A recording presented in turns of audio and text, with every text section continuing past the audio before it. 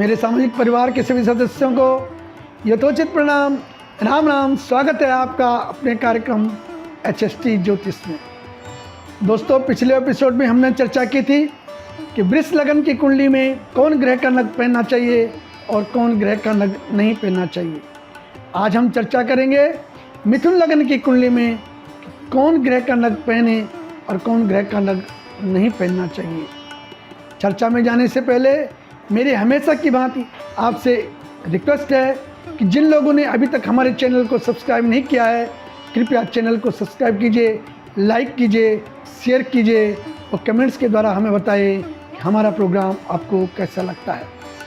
दोस्तों, आज हम चर्चा करेंगे मिथुन लगन की कुंडली में किस ग्रह का नग पहने और किस ग्रह का नग नहीं पहनना चाहिए। मैं कुंडली के माध्यम से आपको बताने की कोशिश करूंगा कि कौन से ग्रह का नग पहने और कौन से ग्रह का नग नहीं पहनना चाहिए। यह मिथुन लगन की कुंडली है। मिथुन लगन की कुंडली इसलिए है कि लग्न में ही 3 नंबर लिखा हुआ है और 3 नंबर जो है ये इसका स्वामी बुध होता है। तो बुध इस कुंडली में परम योग कारक ग्रह है, क्योंकि वो लग्नेश खुद लग्नेश है और लग्नेश होने की वजह से वो एज ए चीफ मिनिस्टर इस कुंडली में बैठा हुआ है। तो अगर बुध लग्न में ही बैठा हो तो बहुत अच्छा हो जाएगा, पर्सनैलिटी के लिए बहुत अच्छा हो जाएगा, बुद्धि के लिए भी बहुत अच्छा हो जाएगा। तो आप अगर बुध लग्न में बैठा हुआ है तो आप इसका नग धारण कर सकते हो। अगर वो थोड़ा कमज़ोर भी होगा तो अगर आपका इसका नग धारण करोगे तो आपको इसका बेनिफिट मिलेगा। बुध का नग केवल तीसरे, छठवें, 8वें, 10वें और 12वें इन भाव में अगर बुध होगा तो इसका नग नहीं पहनना चाहिए।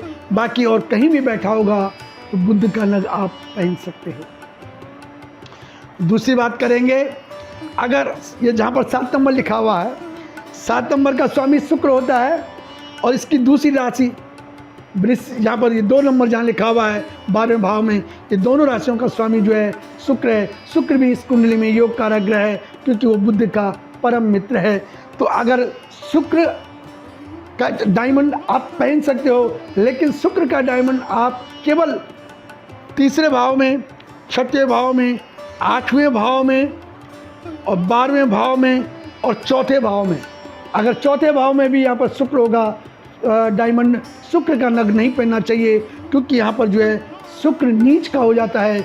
इसलिए यहाँ पर शुक्र का डायमंड या शुक्र का नग नहीं पहनना चाहिए। उसके अलावा जहाँ पर 9 नंबर लिखा हुआ है, 9 नंबर और 12 नंबर का स्वामी जो है बृहस्पति होता है। बृहस्पति इस कुंडली में वैसे केंद्राधिपति दोष से पीड़ित हो सकता है। अगर बृहस्पति तीसरे, छठवें, 8वें और 12वें भाव में होगा तो बृहस्पति केंद्राधिपति दोष से पीड़ित होगा। तब जा कर के इसका नग इस कहीं भी बृहस्पति बैठा होगा तो आप कभी भी अगर तीसरे, छठवें, 8वें और 12वें भाव में बैठा होगा तो बृहस्पति का नग नहीं पहनना चाहिए।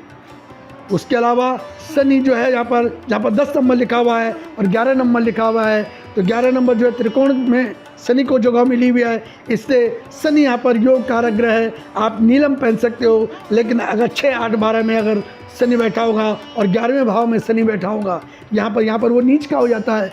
इसलिए शनि का नग कभी नहीं पहनना चाहिए। बाकी और जगह कहीं भी बैठा होगा शनि, आप उसका नग पहन सकते हो।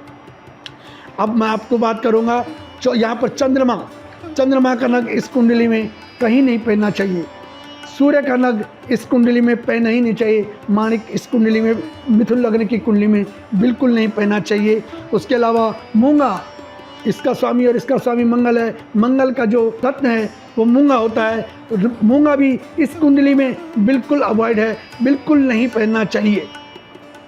आज के एपिसोड में इतना ही। अगले एपिसोड में फिर आपसे चर्चा करेंगे। तब तक के लिए बहुत बहुत प्रणाम।